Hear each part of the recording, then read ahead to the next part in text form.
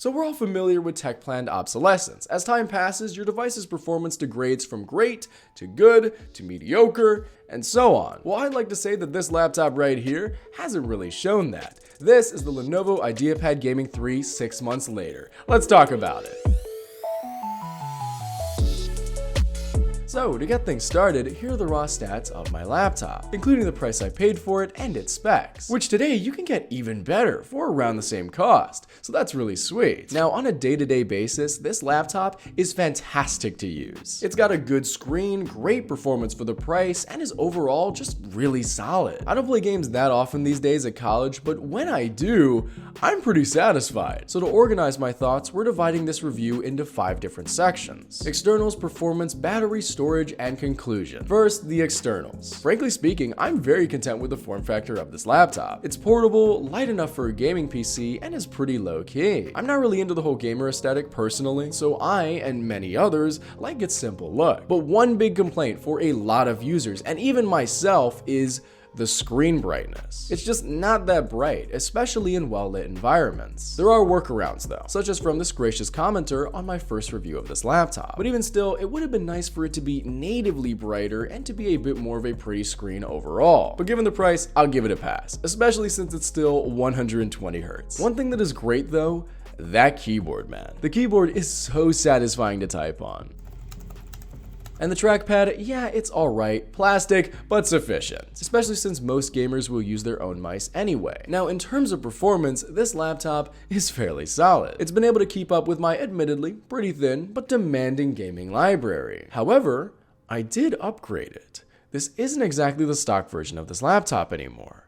Let me tell you what I did. Like most people suggest, upgrading your gaming laptop's RAM is crucial for its performance. This laptop originally came with 8 GB of memory, which can play games, but not really well. So I decided to add another DIMM of 16 GB to the chassis. Now I understand that I could have gone for 32 GB instead of a total of 24, but I thought there's already an 8 GB stick of RAM in there. Why would I want to waste that? So I just got 16 more. And let me tell you, it does wonders. The laptop itself had a transformation in performance. Just for your info, RAM means random access memory, or short-term memory allocated toward running a number of your specific programs. The more RAM, the more programs, and especially relatively demanding ones, you can run. Therefore, when recording for this video, I'm able to hit far better FPS, or frames per second, on this laptop. Originally, this laptop did fine with the few games that I play: Star Wars Battlefront 2, Empire at War, and Garry's Mod. But when things got really demanding, in Battlefront 2 in particular, this laptop would chug along on OBS. But when I upgraded it though, things really changed for the better. So if you have this laptop, I'd strongly recommend upgrading your RAM. And one thing you might also want to upgrade is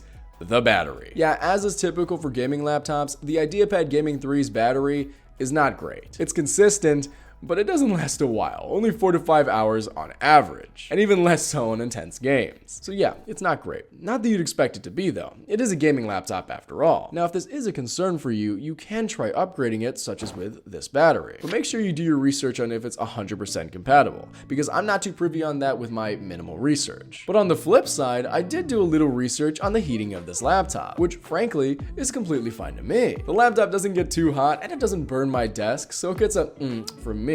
Even still though, I did 3D print these little nubs to put under the laptop for better heat dissipation, which are pretty sweet, but not really needed if you make sure to give your laptop a little break every so often. So no upgrade really needed here. But one more thing I would suggest you upgrade with this laptop would be its storage. It's okay, mine comes with 512 GB, but that's fine because I'm pretty minimalist. Even then though, with the very few games I have installed, I've taken up a majority of its capacity. So I definitely suggest you upgrade that storage if you can, and you'll be able to do even more with it and have a much happier time. Overall though, this laptop has been quite the treat for me. I actually, I'll confess, bought this laptop about a year ago when things were getting a little busy with school. It was intended to be something to help me de-stress during those times. However, yeah, I didn't really use it until the summer, so here we are. But even with its relatively outdated specs compared to the newer version, I'm really content with this device. It's my first dedicated gaming laptop, and frankly, for my needs,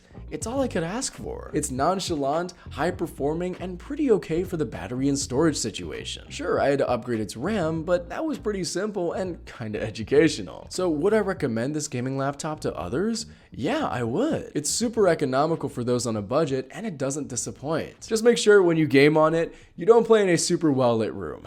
Besides that, 6 months later, the Lenovo IdeaPad Gaming 3 has shown no performance degradation and is still amazing. Thanks for watching. I really enjoy making these review type videos, and I hope you like them. Anyway, my name is Sears. It's spelled like Cyrus, pronounced like Sea Rooster. Just take out the turn. Thank you very much for watching, and have a wonderful day. Peace.